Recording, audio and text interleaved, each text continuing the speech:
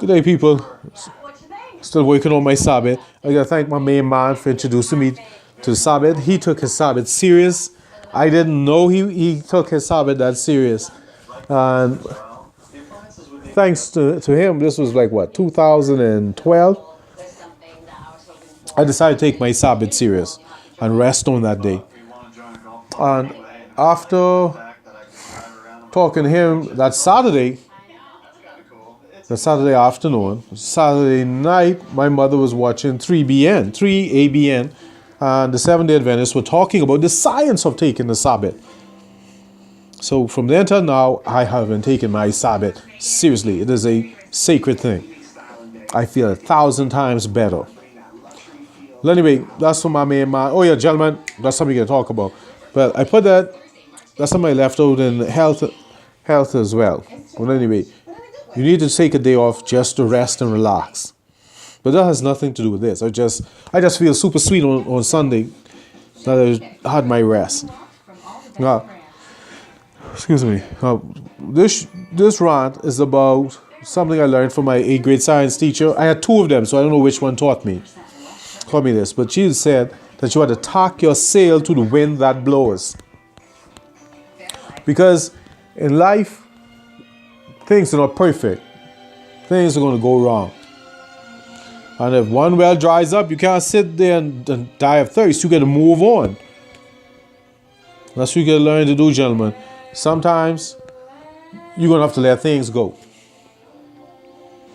Tack your sail to the wind that blows. If you won't go with an A and the wind isn't blowing that way, then you got to tack your sail to go on the wind that's blowing you to B. Now, how this came about, in science class, we were talking about the doldrums. This is why ignorance is not bliss. That's why I despise Shakespeare. Right? As people glorify that nonsense. Now, to some extent, he's right. But as a general rule, it's foolishness. If you didn't know about the doldrums, and sadly the early explorers didn't know about it, that's how come we know about it today. By not knowing the doldrums are, you're stuck in the water. Your progress has been halted.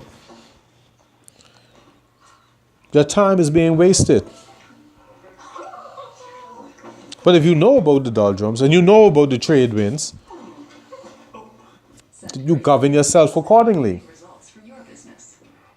So, whenever you make your plans, to A, avoid the doldrums, and to find the trade winds, and tack your sail accordingly.